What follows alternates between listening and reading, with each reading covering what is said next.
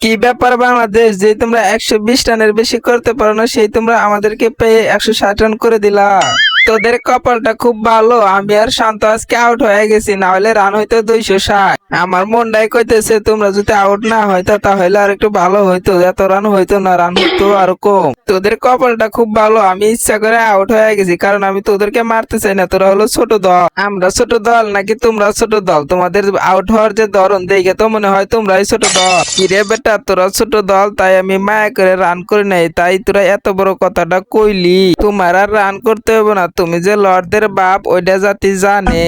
আমি কিছু বুঝতেছি না যে এই মাঠে খেলা, ওই মাঠে কি নিরাপত্তা কর্মীর অভাব, না নিরাপত্তা কর্মী নাই কে নাকি থাকবো না, মানে না থেকে উপায় আছে নাকি? আমাদের মাঠে খেলা, এখানে সবকিছুই আছে। তাহলে আমি বুঝতেছি না, মাঠে যদি নিরাপত্তা কর্মী থাকে তাহলে লিটন আর শান্ত কিভাবে মাঠে ঢুকে? কথাটা তুমি খারাপ কর নাই, মাঠে যদি নিরাপত্তা কর্মী থাকে তাহলে লিটন আর শান্ত কিভাবে মাঠের ভিতর ঢুকে? তুমি অপমান করলা আমারে, আমি কিন্তু হীরার টুকরা। তুমি জিজ্ঞাসা দেখো আমার হাতুর কাকুরে। তোমরা হারাটা বছর খারাপ খেলে যদি নিজেকে হীরার টুকরা মনে করো, তাহলে আমি নিজেকে কি মনে করুম? তুই তো বেটা ছাই, নতুন নতুন আইসিস, কত কিছু দেখাবি, কয়দিন খেয়াল দেখবি সবকিছু বইলা যাবি। এদের মতো এরকম লট প্লেয়ার আছে বলে দেশের আজ এই অবস্থা, কোনো উন্নতি নাই। খারাপ বেটা, সময়টা হইতে দে, তখন আমি দেখাই দেবো আমি সবার সেরা। লিটন দাদা, তুমি কি জানো না আমরা এবার বিশ্বকাপে নাই? বুঝলাম তোরা নাই, তাতে আমার কি হয়েছে? আমি কি করুম এখন? তুমি যে কইতেছো তুমি এবার দেখাই দিবা, আমরাই তো বিশ্বকাপে নাই। তাছাড়া তুমি কার সাথে দেখাইবা? তুমি তো পারোই আমাদের সাথে।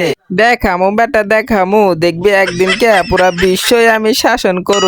আপনি আর কি হইবেন? অলরেডি পুরা বিশ্বের লর্ডদের বাপ হইয়া বসে আছেন আপনি। কারা জানি কইছিল সাকিব আর চলে না, সাকিবকে দেওয়ার হবে না, তারা কই খুঁজে তো পাই না। ভাই ভারত থেকে সেবাগ বলছিল আপনার দেবনি আর চলে না, আপনি বাজে খেলেন, আপনার এখন অবসর নেওয়া লাগবো। আরে বেটা, আমি যদি ইন্ডিয়ার হইতাম তাহলে ওর মতো সেবাগ আমার পূজা করতো, এখনই আমার লোকে ফাপড় নিতেছে।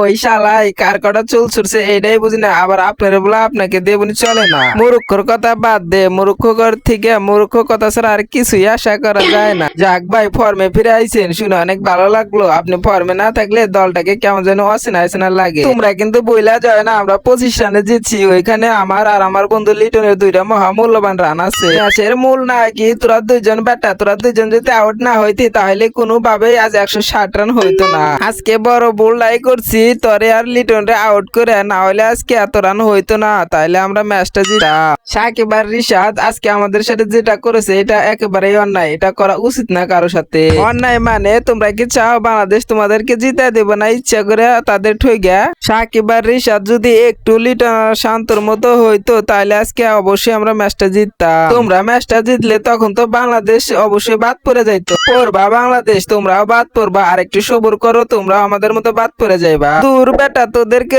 তো আমাদের কাছে দলই মনে হয় না, তোদেরকে মনে হয় সিরাতা না, আমরা ব্যবহার করে ফেলাই দেই। একটা ম্যাচই তো জিতছো, এত লাফানের কিছু নাই, চিন্তা করো না, আবার দেখা হবে না সামনে।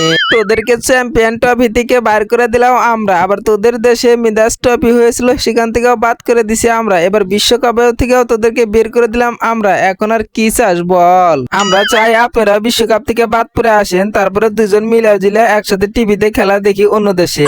এমনটা হলেও ভালো হতো, তবুও বলতাম বাংলাদেশ অনেক ভালো আছে, কিন্তু বাংলাদেশ এর চাইতেও খারাপ। আমি মাত্র 1টা রান করছে আর আমার দেশ করছে 159 রান, তাই তোরা বলস খারাপ। যদি আমরা 300 রান করতাম তাহলে তোরা কি করতি? হ্যাঁ, কি আর কমু, আপনি আর শান্ত ছাড়া তারা সবাই খারাপ। আমি আপনাদেরকে অভিশাপ দিলাম, আপনারা খুব দ্রুত এই বিশ্বকাপ থেকে বাদ হয়ে বাংলাদেশে চলে যাবে। তোরা তোদের অভিশাপ নিয়ে পড়ে থাক, আর এদিকে আমরা নিয়ে যাবো বিশ্বকাপ।